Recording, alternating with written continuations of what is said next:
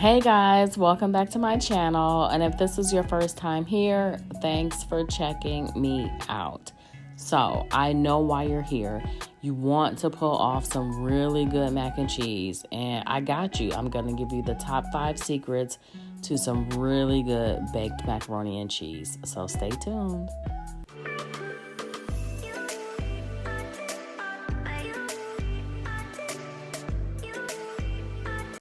All right, so the first thing we're going to do, obviously, is cook our noodles. I stir my spoon around every minute or two so they don't stick together. You don't have to use oil. The next thing we're going to do, and our first pro tip, is to rinse the noodles well. You want to rinse off all that starch so your mac is not sticky and gummy. So now we're just going to go ahead and add our noodles to a large bowl where we're going to mix everything together.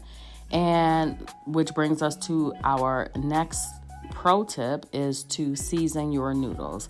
Some people might think that's a given, but everybody does not, and that may be why your mac and cheese is bland.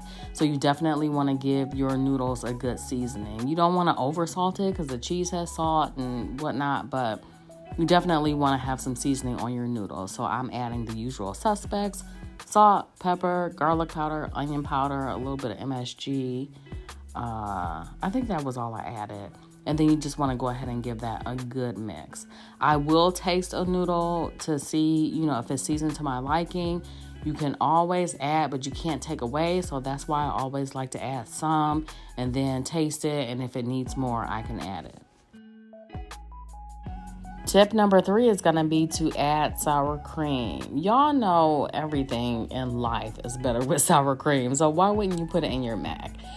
But for real, no, the sour cream makes it, creamy. It gives it that nice texture. It all comes together with the sour cream. So definitely do not skip that step. Dang, we on tip number 4 already. I need y'all to watch the rest of this video because I'm trying to see something. But tip number 4 is to use good cheese. Now, I always use sharp cheddar, mozzarella, and Gouda cheese. If I have other cheeses in the fridge that I want to add or whatever, I will, like maybe some shredded Parmesan, Monterey Jack, pepper jack, whatever you can add to that. If you just have extra cheese, certainly do so. If you want to use pre-shredded cheese, I would definitely recommend Sargento. That is the best shredded cheese. But in this video, I did shred my own cheese. But the cheese is king. It's mac and cheese. So you got to use good cheese. So I made a mistake. I gave y'all all 5 tips in the first 3 minutes of the video. I need y'all to watch the rest of this video. If you watch the rest of the video, I'm going to give you some additional pro tips. But the 5th pro tip for good mac and cheese is you want your mac to be, you need it to go in moist. Because if it doesn't go in moist, it's going to come out dry. So you need to add a good amount of either milk, heavy whipping cream. Even some people use evaporated milk. That makes it really nice and creamy also. But whatever liquid you're using to bake your mac and cheese in, you need to have a good amount of it, or else it's going to be dry, and don't nobody want no dry mac and cheese. And don't worry about the little mess I'm making, like with the cheese splattering everywhere or whatever, because know that I do have a glass of wine on deck. And what goes better with wine than, you got it, cheese. So I'm adding a couple of eggs. I'm going to add a total of 3. There's this whole debate about eggs in mac and cheese. And yes, it does go. We didn't make a roux. I saved you the trouble of making a roux, so we're adding eggs. So I sprayed my pan so that my mac doesn't stick. And now I'm just obviously putting that into the casserole dish. And you can see how much liquid is in there. This is why you don't need a roux. If you have a good amount of liquid, then it will be like, not saucy, but like, you know what I mean? Like, it'll be right. My sister actually texted me the other day and was like, she was like, when did people start making a roux? I think it just kind of depends on how you grew up cooking things. And now that we have social media and whatnot, we can see how other people do things. And it may not be the same way that we make ours, but to each his own. So now we're just going to add some butter. I just like to take a couple pats and, kind of spread it throughout. And that gets the job done. And then we're just going to add some cheese on top, of course. And then we're going to sprinkle it with some paprika.